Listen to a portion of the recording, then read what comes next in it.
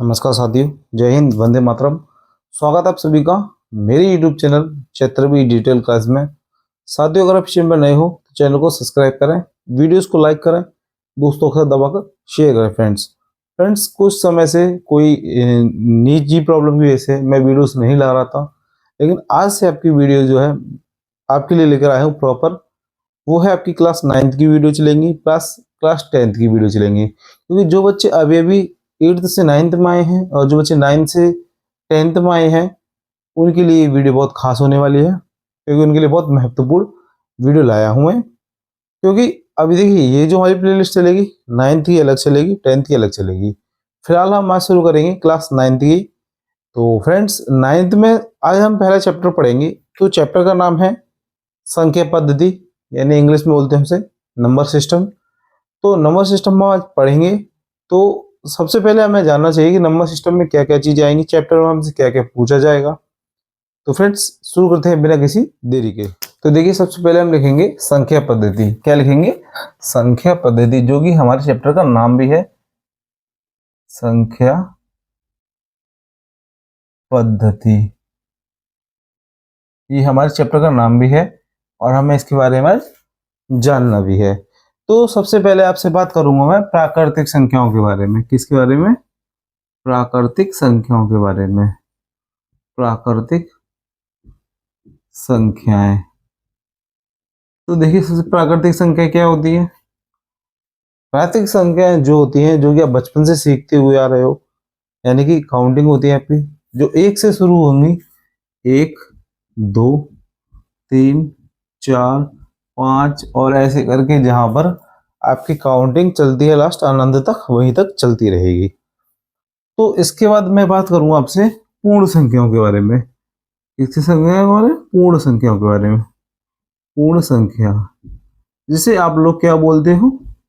English में बोलेंगे इसको होल नंबर, हिंदी बोलेंगे पूर्ण संख्याएं। पूर्ण संख्याएं क्या होती है बेटा? बस इसमें एक जीरो आ जाता है और आपकी जो प्राकृतिक संख्या होती है वही होती है सेम, बस एक जो है जीरो और आगे आ जाता है।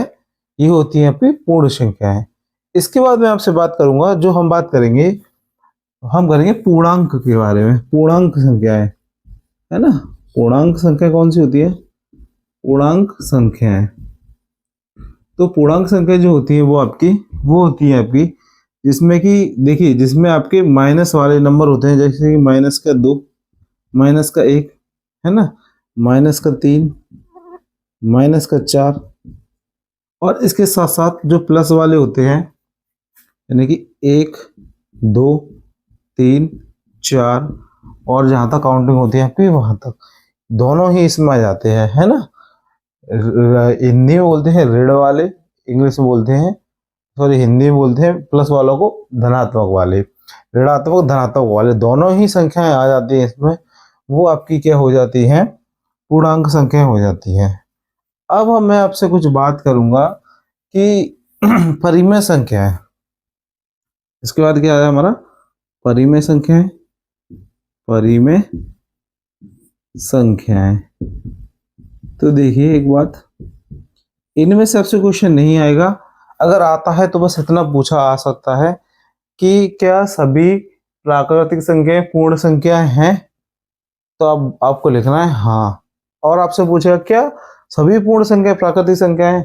तो आपको हाँ नहीं लिखना है। क्या लिखना है? ना, क्योंकि सभी में फिर जीरो भी आ जाता है। समझ गए बात? अभी हम बात करें परिमेय संख्याओं की। परिमेय संख्या की डेफिनेशन आपको बताता हूँ कैसे लिखना है आपको, कि ऐसे इसमें क्या होता है, ऐसी संख्याएं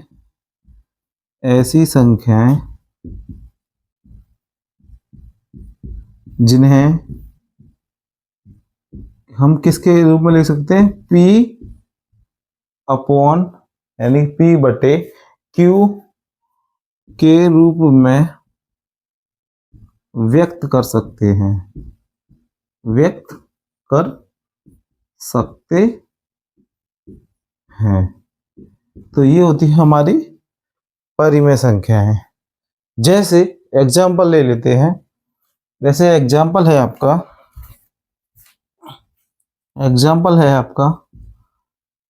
3/7, है ना, 3/7, 5/7,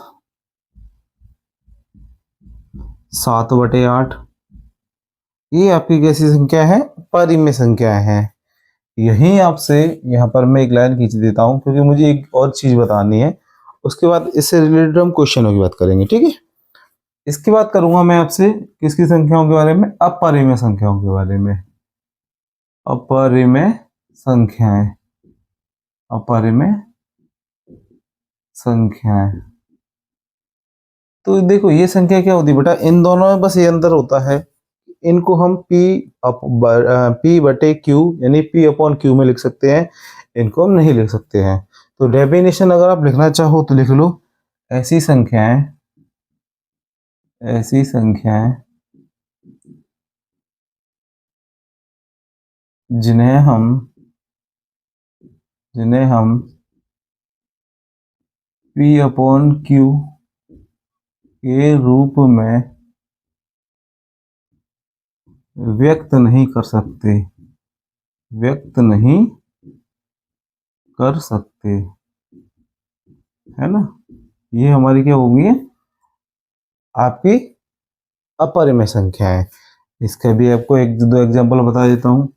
जैसे कि आप √3 को नहीं लिख सकते हो, √2 को भी नहीं लिख सकते हो। ये सब आपकी कैसी संख्या होती हैं? अपरिमेय संख्या होती हैं। इसके बाद आपसे बात करेंगे हम वास्तविक संख्याएं। इसमें दोनों संख्या शामिल होती है। वास्तविक संख्या में कैसी संख्या होती है? दोनों संख्याएं, परिमेय और अपरिमेय दोनों ही आती हैं, ठीक है। कौन कौन सी आती है? परिमेय अपरिमेय दोनों ही आती हैं। तो वास्तविक संख्या है जैसे कि रियल नंबर है, इंग्लिश में जिसे रियल नंबर बोलते हैं और हिंदी में उसे परिमेय बोलते हैं, ठीक है। तो ये तो मैंने आपको जो बेसिक डेफिनेशन वगैरह है वो सब करा दी है। इसके बाद हम इसमें बात करेंगे, वो बात करेंगे इनसे रिलेटेड आपसे क्वेश्चन क्या पूछे जाएंगे एक्सरसाइज में आगे। तो उसके कुछ मैंने एग्जाम्पल लिए हैं, एग्जाम्पल के जरिए हम समझेंगे, जिससे आपको कोई भी सवाल करने में दिक्कत नहीं आएगी। तो फ्रेंड्स बढ़ते हैं अपने क्वेश्चन, इसको रफ करके आगे की तरफ। देखिए आपका समय वेस्ट ना हो इसलिए मैंने पहले ही लिख दिए हैं। इसमें लिखा हुआ है कि परिमेय संख्याएं, जिसमें क्वेश्चन आपका आएगा कि 2/5 और 3/5 के बीच की 5 परिमेय संख्या ज्ञात कीजिए। अगर मैं इन दोनों के बीच की परिमेय संख्याओं की बात करूं तो कितनी होती है? तो वो आपकी अनंत होती है। कितनी होती है? अनंत होती है इन दोनों के बीच की। कैसे होती है, कितनी होती है? लेकिन हमें जितनी चाहिए हम उतने पे ही टॉपिक पे बात करेंगे। हमें कितनी चाहिए? अभी हमें चाहिए कितनी? 5 चाहिए। तो सबसे पहले एक चीज आपको जरूर देखनी है कि इसका जो डिनोमिनेटर है, यानी कि हिंदी में से हर बोलते हैं, हर अगर समान है तो आप सीधे ही क्या करिएगा, जितनी हमें परिमेय संख्या ज्ञात करनी है, जितनी भी परिमेय संख्या ज्ञात करनी है उसमें एक ज्यादा बढ़ा दीजिएगा। एक ज्यादा यानी कि कितना, कि जैसे कि मान लो आपको कितनी याद करनी? 5, तो आप 6 का गुणा कर दीजिएगा। किसका? 6 का गुणा कर दीजिएगा। 3/5 में अभी कितने का गुणा कर दीजिएगा? 6 का गुणा कर दीजिएगा। अब आपके पास जो नंबर आएगा वो कितना आएगा? 12। नीचे कितना है? 5 का 30। ऐसे इसमें करेंगे तो कितना जाएगा? 18। और इसमें कितना जाएगा? 30। अब इन दोनों के बीच ये देखिए 30, ये 30। अब इनके बीच की परिमेय संख्या कैसे निकालेंगे? तो देखिए परिमेय संख्या कैसे निकालेंगे, क्या क्या आ जाएंगी? देखिए 12 है तो 12 के बाद कितना आता है? 13। और डिनोमिनेटर आपका सेम है 30। 13 के बाद 14, फिर उसके बाद कितना? 15, उसके बाद कितना? 16, उसके बाद कितना? 17। तो यानी 1 2 3 4 5 हमने पता कर ली। ये तो हमने पता कर ली जब इन दोनों के डिनोमिनेटर यानी कि हर जो हमारे समान है। अगर हमारे हर समान नहीं है, अलग अलग दिए हों तो कैसे करेंगे? तो देखिए उसका भी एग्जांपल, जैसे मान लीजिए 2/5 और अगला है हमारा 3/4, दोनों अलग अलग हैं। अब बोले इन दोनों के बीच की 5 परिमेय संख्या ज्ञात करो। तो भाई उसमें क्या करना है आपको? 5 5 नहीं, चलो इस बार मैं थोड़ा सा अलग कर देता हूँ आपके लिए। बोले कि सीधे तो चलो 6 परिमेय संख्या ज्ञात करनी। कितनी? 6 परिमेय संख्या ज्ञात करनी है। कैसे करेंगे? देखिए पहले आप इन दोनों के जो हरों को समान बनाइए, यानी डिनोमिनेटर को सेम करेंगे। तो देखिए यहाँ पर 4, यहाँ पर भी 4, यहाँ पर 5 का गुणा कर देना, यहाँ पर भी 5 का गुणा कर देना, दोनों में, है ना। तो ये हो जाएगा ऊपर 8, नीचे हो जाएगा 5 चौक 20। ये कितना हो जाएगा हमारा? 5 3 15, 5 चौक 20। दोनों में सेम है। 6 ही पता करनी है ना। जब डिनोमिनेटर सेम हो गए तो आगे के नंबर आप लिख दोगे 9/20, 10/20, 11/20, 12/20, 13/20, 14/20 और 15 तो लिखना ही नहीं है। तो 1 2 3 4 5 6, 6 आ गई हमारे पास। तो क्या है, हमने पूरी 6 की 6 परिमेय संख्या ज्ञात कर ली।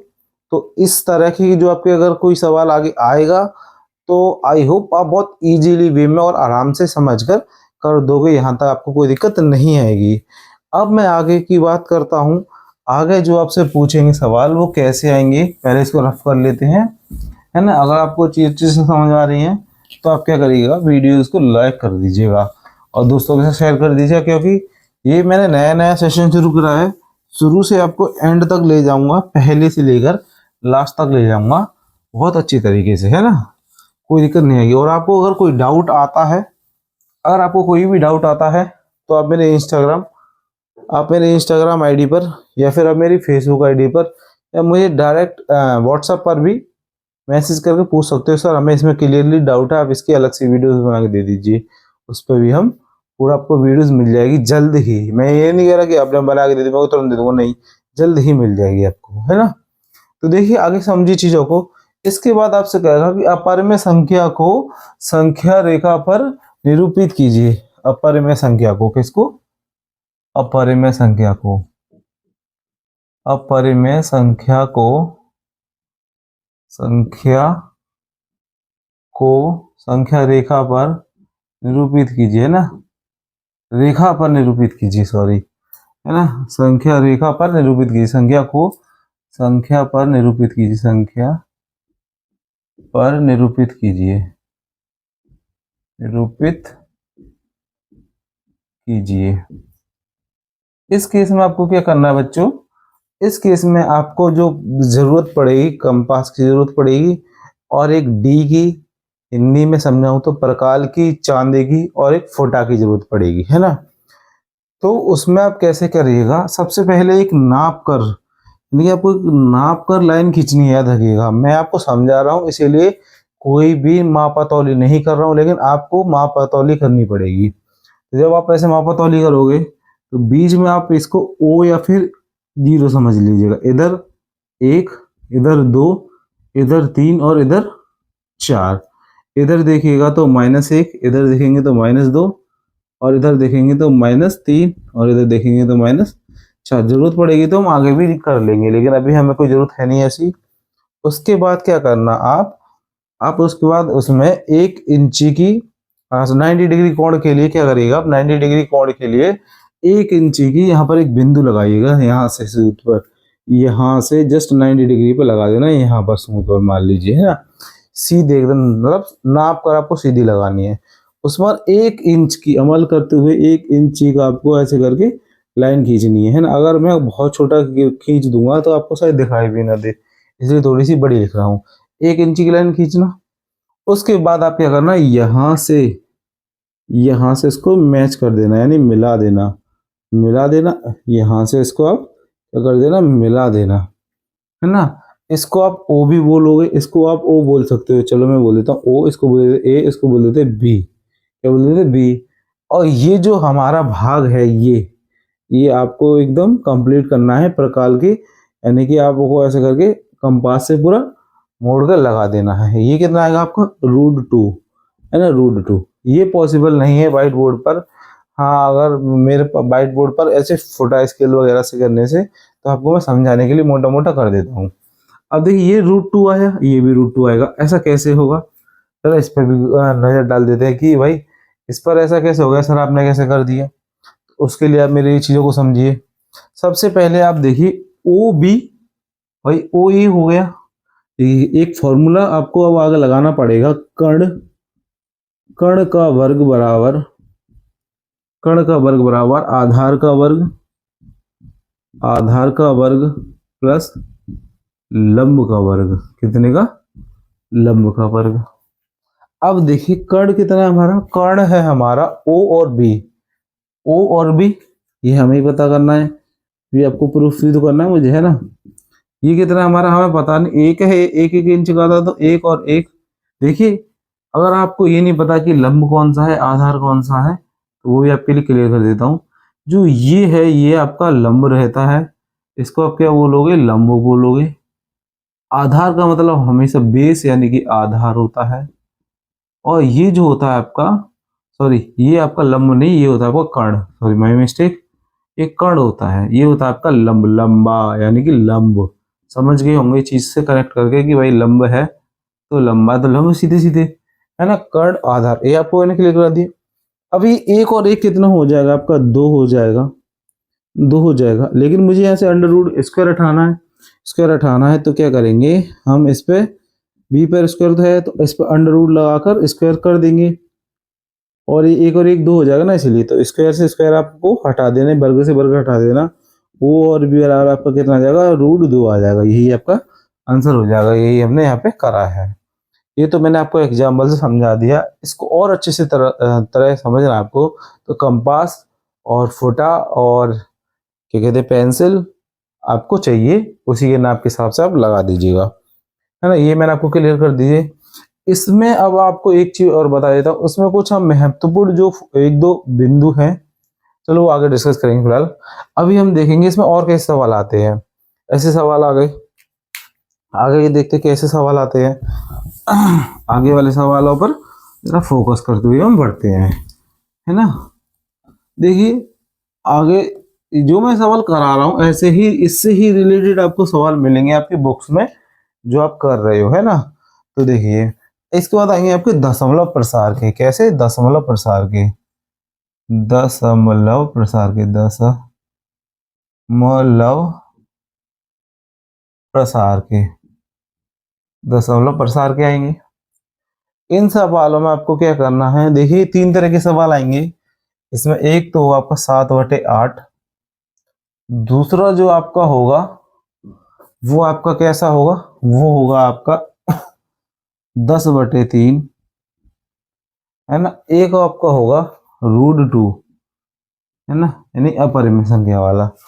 इन सबको कैसे करोगे, दशमलव प्रसार में कैसे बदलना है, यानी कि आपको चेंज करना है डेसिमल में, इंग्लिश में बताओ तो डेसिमल में, हिंदी में दशमलव, इंग्लिश में डेसिमल, है ना। तो देखिए अब 7/8 को कैसे बदलेंगे, 8 का आप भाग कर दीजिएगा कितने में, 8 का जब मैं भाग करूंगा 7 में, है ना, तो क्या आएगा, सबसे पहले जीरो लगाएंगे और दशमलव लगाएंगे, तो यहाँ पर जीरो बढ़ जाएगा, तो कितने आ जाएगा, 8×8 = 64, 8×9 = 72, ज़्यादा हो जाएगा, तो 8×8 = 64, कितना बचेगा, 6 बचेगा। पॉइंट लगा है, जीरो बढ़ा दूंगा मैं, 8×5 = 40, 8×6 = 48, 8×7 = 56, 8×7 = 56, 8×5 हाँ फिर 4 बचा, पॉइंट लगा है जीरो बढ़ा देंगे, यानी दशमलव लगा है तो जीरो बढ़ा देंगे, 8×5 यानी 8 का पढ़ा 5 और पढ़ूंगा तो कितना हो जाएगा, 40। यहाँ पर आपने देखा कि जो शेष है वो कुछ नहीं बचा, अगर मैंने इसका भाग दिया, इसमें पूरा विभाजित करा है इसको, तो पूरा विभाजित हो गया 8, 7, 5। इस केस में जब ये पूरा विभाजित हो जाएगा तो आपको लिख देना है ये कैसी प्रवृत्ति की है, शांत प्रवृत्ति की है।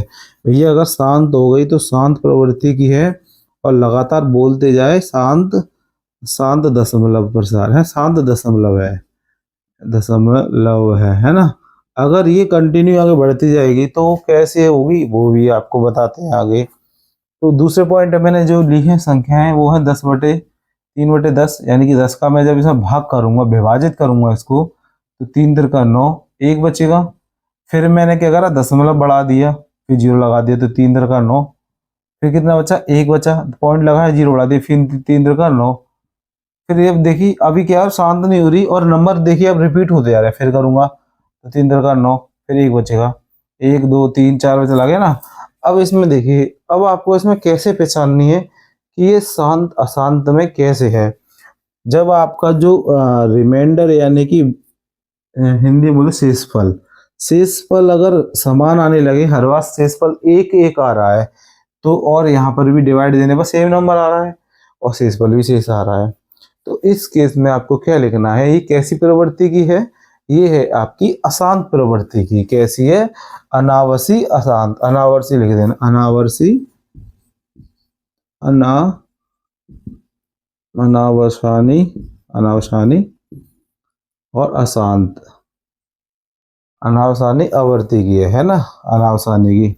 अशांत भी कह सकते हैं आप, अशांत परे में, क्योंकि ये शांत नहीं हो रही ना, तो अशांत परिमेय है। अब इसके बाद मैं आपसे बात करता हूं एक और की, जो मैंने लिया है √2 ओनली। कितना? √2। अब इसमें देखिए, अब इस संख्याओं को कैसे निकालोगे आप?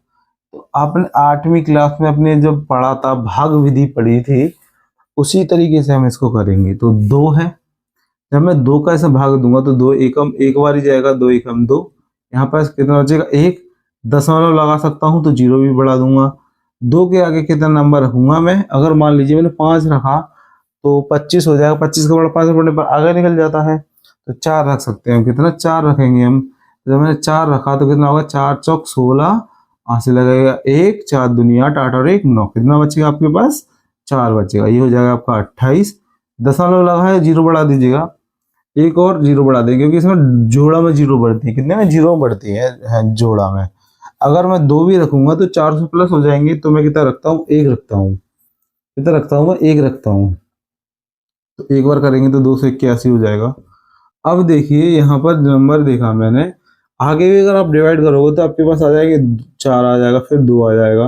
यानी कि हर बार अलग अलग आ रहा है और समान आपका रिमाइंडर भी सेम नहीं आ रहा है, यानी कि शेषफल भी समान नहीं आ रहा है।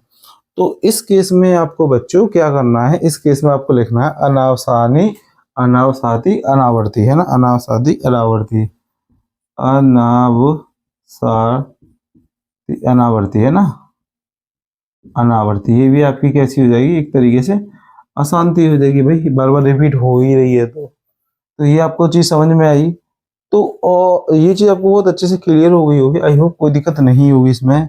अब तीनों तरीके मैंने आपको बता दिए, तीनों तरीके की जो भिन्न होती हैं वो उन तीनों को मैंने करा दिया है।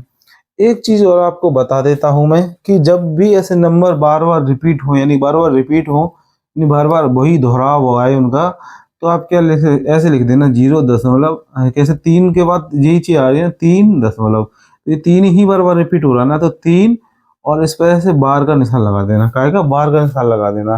तो ये आपकी क्या हो जाएगी? बार का साइन हो जाएगा। इसका मतलब है कि ये बार बार दोहराता गए हैं और इसकी कोई लिमिट नहीं है कहाँ तक दोहर रहा है, रिपीट हो रहा है। ठीक है, ये ठीक है लैंग्वेज, है ना? बार बार कहाँ तक रिपीट हो रहा है, दोहराया जा रहा है इसको बार बार, है ना? अब आगे वाली चीज समझते हैं। आगे वाली चीज है वो आपकी क्वेश्चन है, उस पर भी ध्यान देते हैं कि आगे भाई आपसे क्या क्या पूछेगा, वो उस पर भी बात करते हैं।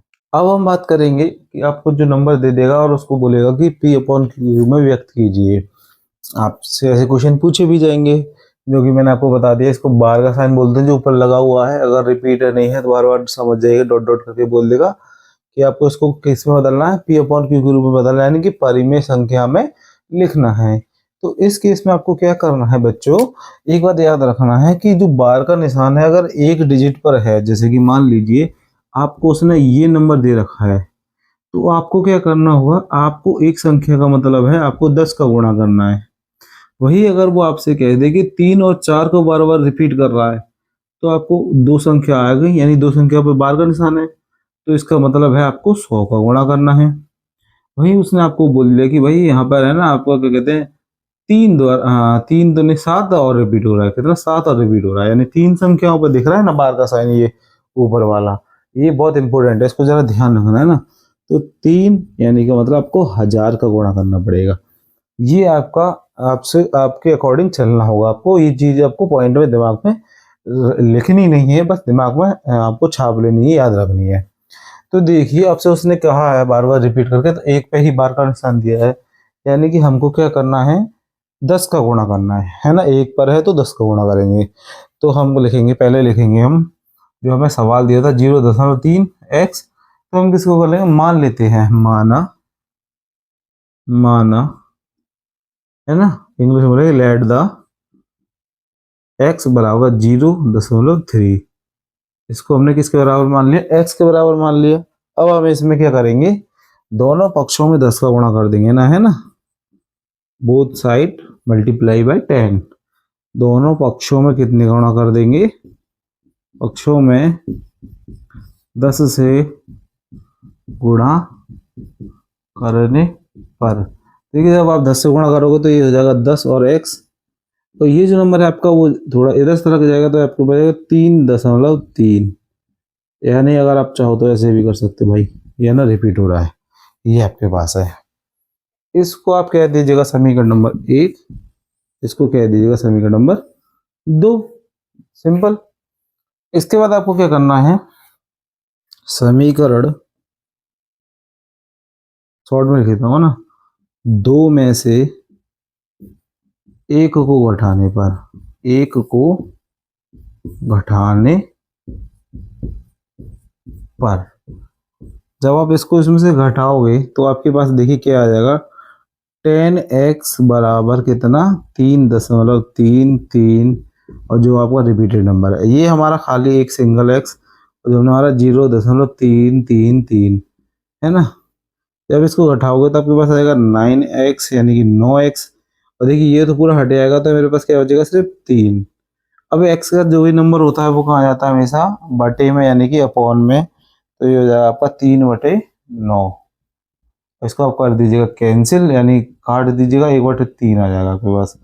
यानी जो अगर नंबर इसको आप लिखोगे किस में, P/Q के रूप में, तो आप इस तरीके से आपके पास आंसर आ जाएगा, कोई भी दिक्कत नहीं होगी। बहुत ही प्यार से और स्मूथली तरीके से हमने चीज़ों को पकड़ा है, बहुत अच्छी बात है, आपने मेरे साथ जोड़ रखे। तो अब देखिए चीज़ों को, कोई भी डाउट है मेरे जो स्क्रीन पर आपको नीचे दिख रहा होगा व्हाट्सअप नंबर दे रखा है, फटाफट मैसेज कीजिए, आपको डाउट क्लियर हो जाएगा। फ़ोन पर हो जाएगा तो फ़ोन पर करूँगा, अदरवाइज वीडियो बना के कर दूँगा, कोई दिक्कत नहीं है, आपके लिए इतना तो बनता है। अब हम करेंगे वास्तविक संख्याओं पर सक्रिया, यानी जमाव घटाव वास्तविक संख्याओं पर, है ना। किन पर, वास्तविक संख्याओं पर, वास्तविक संख्याओं पर सक्रियाएं, है ना। अब वो कैसे हैं, देखिए सक्रियाओं पर जमाव यानी जोड़ या घटाओ, जोड़ या घटाओ, घटाओ। अब इसमें आपको जोड़ना घटाना कैसे है, सवाल आपके पास ऐसे आएंगे, √2 और √2, √2 प्लस 5√3 और 2 माइनस, इस पर भी रूट लगा देते हैं, है ना। ऐसे को सवाल आएंगे। जब आपसे उसने कह दिया है कि आपको क्या करना है, इन दोनों को जोड़ना है, और पहले मैं आपको जोड़ के बताता हूँ कैसे जोड़ोगे। √2 प्लस 5√3 और जब प्लस का निशान, √2 माइनस 2√3। अब देखिए इस ये 2 है और इसके आगे 2 है ना, इसके आगे भी क्या है, 2 है, तो ये दोनों हमारे क्या हो सकते हैं, घट सकते हैं ना। घट सकते हैं क्या, नहीं घट सकते। पहले हमें एक जैसे देखने की जरूरत है, यानी कि ये और ये हमारे एक जैसे हैं, तो ये 5 में से 2 गए तो कितना बचेगा आपका, 3 बचेगा। और इन दोनों को जोड़ देंगे हम, ये 2 है, ये खाली रूट है, तो कितना आ जाएगा, 3√2 प्लस 5 में से 2 गए तो कितना, 3√2, तो 3√3, ये हमारे पास आ गया। हमारे तक समझ में आया आपको, ये हमारा 3√2, इसको √2 इसके साथ है, एक √2 इसके साथ है, तो यह 2 और 1 3, और 5 में से 2 गए तो 3, ये हमारे पास आ गए। इस तरीके से आपको जोड़ना है, और घटाना भी इसमें आ गया है, दोनों चीजें, है ना।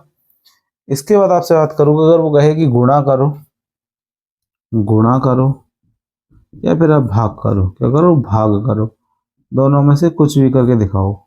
जैसे मान लो आपसे कहते हैं √5 और मल्टीप्लाई करिएगा 2√5 का, तो जब भी रूट में रूट का मल्टीप्लाई तो हो जाता है, और जब दोनों संख्याएं एक जैसी यानी कि सेम दिखने आए, तो आप क्या करिए, रूट से बाहर निकाल दीजिएगा। 6 का 2 में गुणा करोगे तो आपके पास आएगा 12, क्योंकि √2 और √2 का मतलब देखिए, इसकी पावर का मतलब क्या होता है, आधी पावर, आधी पावर इसकी, आधी पावर इसकी, यानी कि 1 पावर हो गई। तो ये हमारे पास कितना हो गया, 5, 12 पंजे 60 हो गया, है ना। कितना हो गया, 12 पंजे 60 हो गया।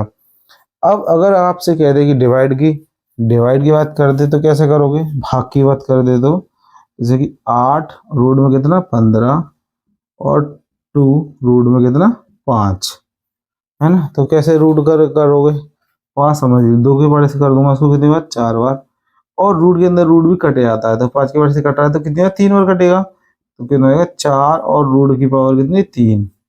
इस तरीके से आपको करने हैं। एक करने से ही आपका कॉन्सेप्ट क्लियर तो नहीं, आप वो प्रैक्टिस से होगा, हाँ, लेकिन डाउट्स आपको ऐसा कुछ भी नहीं रहेगा, तरीका मैंने आपको बता दिया है, उसको फॉलो करने के लिए आपको एक्सरसाइज करनी पड़ेगी बहुत अच्छी तरीके से, ठीक है। यहाँ तक आपको क्लियर हो गई। अब इसमें कुछ क्या कहते हैं, आपको कुछ महत्वपूर्ण बिंदु आपको याद रखने के लिए बता देता हूँ, जिससे कि आपको ऐसे सवाल करने में जरा भी दिक्कत ना हो, है ना। तो उसके लिए पहले हम मुझे इसको रफ करना पड़ेगा, तो मैं इसको रफ कर देता हूँ पहले, फिर हम आगे बात करते हैं कि हमें कहाँ पर कैसे जोड़ना है, आपको समझ में आए।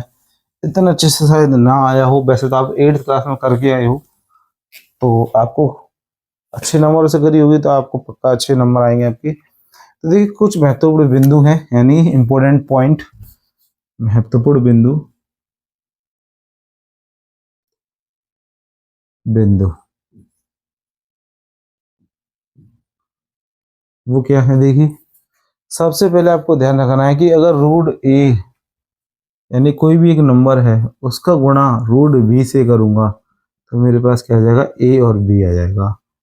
एग्जाम्पल समझिए, अंडर रूट में 2 है, अंडर रूट में 3 है, अगर मैं दोनों को गुणा करूंगा तो 2 गुणा 3 करके बराबर में लिख दूंगा कितना, 6। समझ में आई बात, क्लियर हो गई होगी, ये तो अच्छे से समझ में आ गई होगी, आई होप अच्छे से अपन अंडरस्टैंड करी होगी चीजें। दूसरा रूल क्या कह रहा है, देखिए बी ए, इसको मैं कैसे लिखूंगा, एक ही रूट में लिख दूंगा, बी बटे ए। ये आपको क्लियर होगी चीजें, है ना। अब नंबर से देखिए, जैसे मान लीजिए एग्जाम्पल के तौर पे यहाँ पे लिखा हो 5 रूट में, इसमें लिखा हो रूट 3 में, तो आप इसको एक बार में से लिख देंगे 5/3 रूट में। ये आपको क्लियर हो गई बात। एक और पॉइंट समझिए, इसमें कुछ आएंगे आपके फॉर्मूले, ये आपको हो सकता है साफ नहीं दिख रहा हो, तो मैं दूसरा मार्कर चेंज कर लेता हूँ। अब देखिए यहाँ पर आपको एक चीज है, इसमें कुछ एक दो फॉर्मूले आपके जो बीज गणित के होते हैं वो आएंगे। तो फॉर्मूला पहला है आपका ए प्लस बी का whole square, A plus B का होल स्क्वायर जो क्या होता है आपका A square plus B square plus का 2ab, है ना। एक तो ये फॉर्मूला आएगा आपका, जो कि आपको ज्यादातर अब जो नई बुकों में क्या हो गया है, 2ab प्लस बी स्क्वायर हो गया है, पता नहीं क्यों हुआ लेकिन ऐसा हुआ है ना। इसके बाद एक और फॉर्मूला जो इसमें आएगा वो आपका इंपॉर्टेंट है, वो क्या है, ए स्क्वायर माइनस बी स्क्वायर। तो वो आपका क्या हो जाएगा, ए प्लस बी और ए माइनस बी, ये आपके पास क्या है, एक और फॉर्मूला आ जाएगा। ये दो फॉर्मूले आपको इस एक्सरसाइज में काफ़ी काम आएंगे, काफ़ी मदद भी करेंगे, तो इन फॉर्मूलों को भी हमें नहीं भूलना है, साथ ही लेकर चलना है। इसके बाद हम आगे की कुछ और इम्पोर्टेंट पॉइंट डिस्कस करेंगे। तो फिलहाल बढ़ते हैं हम, अब हम क्या करेंगे, अब बढ़ते हैं हम अपने आगे वाले पॉइंटों पर बिना किसी देरी के। अब आगे देखिए, अब आगे आपसे बोलेगा कि संख्याओं का परिमेयकरण करिए। क्या करिएगा, परिमेयकरण करना है आपको, परिमेयकरण करना है आपको, परिमेयकरण करना है। देखिए ये मार्कर थोड़ा अच्छा चला है इसलिए मैंने चेंज कर लिया है। परिमेयकरण कैसे करना है, तो एक तो आपको दे देगा सिंपल सा 2 और अपन में कह देगा √3। भाई इसका परिमेयकरण करिए। इसका परिमेयकरण कैसे करना है, जो नंबर रूट में आपको दे रखा है उसको आप क्या कर लीजिएगा, उसी का आप मल्टीप्लाई कर देगा ऊपर नीचे, है ना। तो आपके पास क्या आ जाएगा, 2√3 और बटे में कितना आ जाएगा, 3। कितना आ जाएगा, 3। ये आपका क्या हो जाएगा, इसका परिमेयकरण हो गया। वहीं आपसे कह दे दूसरे तरीके से कि भाई अगर आपको नंबर दे दे कि 2 और कह दे 2 बटे में कह दे यानी अपॉन में 2 प्लस √3, इस केस में आपको क्या करना है, इस केस में आपको क्या करना है, जो नंबर दे रखा है नीचे उसी को आपको निशान का जो है बदलाव करना है, यानी 2 माइनस का निशान करके आपको मल्टीप्लाई कर देना है। जब आप इसको निशान में बदलाव करोगे, तो जब इसका इसमें मल्टीप्लाई करोगे तो आपके पास कितना आएगा, 2 दूनी 4 माइनस 2 का इसमें करोगे तो अंदर तो होगा नहीं, तो आपके पास ये हो जाएगा। यहाँ पर आपका एक जो फॉर्मूला है जो मैंने पीछे लिखाया था, a माइनस बी और a प्लस बी का, जो आपका काय के बराबर होता है वो आपके बराबर होता है ए स्क्वायर माइनस, चलो मैं यहाँ लिख देता हूँ, जो आपके काय के बराबर होगा ए स्क्वायर माइनस बी स्क्वायर के, यानी कि इसका वर्ग यानी 2 का वर्ग के बराबर माइनस √3 के वर्ग के बराबर, √3 के वर्ग के बराबर। तो भैया जे तो ऊपर आपका ऐसे के ऐसे ही रह जाएगा।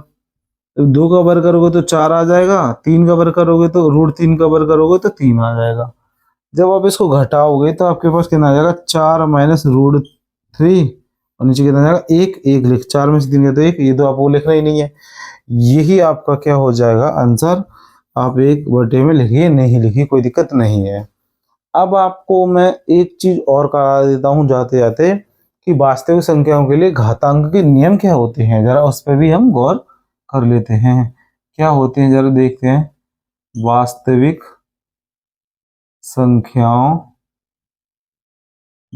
संख्याओं के लिए घातांक नियम, क्या, घातांक नियम, जो वो नियम क्या है उन पे भी जरा हम दृष्टि डालते हैं एक। और हाँ, हो सकता है कुछ समय बाद में आपके लिए आप ये करने वाला हूँ कि जो ट्रिकी वाली कंपटीशन वाली मैथ है उसकी शायद 1-2 वीडियोस में मैं लाऊं, वो बात की बात है, वो आपको बता देता हूँ बस आपकी नॉलेज के लिए। तो देखिए इसमें क्या होगा, जैसे कि a घात सेम होगी, अब घात होगी n, है ना, यार ये होता है आधार, ये होता है आपका घातांक। जब आपका ये दोनों है ना, जब आधार सेम होगा तो अब घातों को क्या कर देंगे हम, ये यहाँ पर गुणा का साइन है ना, गुणा का साइन हो, यानी कोई निशान नहीं, बिंदी भी हो सकती है, ऐसे करके भी क्या देगा, a गुणे a। तो आप क्या करेगा, इन दोनों को जोड़ दीजिएगा। जोड़ेंगे कैसे देखिए, जैसे मान लीजिए यहाँ पर 2 लिखा है, यहाँ पर लिखा है 5, यहाँ पर कुछ नहीं, यानी गुणे का निशान है, फिर 2 यहाँ पर लिखा है घात 3। तो अब क्या करिए, इन दोनों को जोड़ दीजिएगा, क्या कर दिएगा इस केस में, जोड़ दीजिएगा। तो कितना हो जाएगा, ये देखिए 5 और 3 दोनों को जोड़ देंगे तो कितना हो जाएगा, ये हो जाएगा हमारे पास, ये तो घातांक के ऊपर है ना, 2 पे घात कितनी, 8 हो जाएगी। ये वाला नियम आपको समझ में आया, बहुत बढ़िया।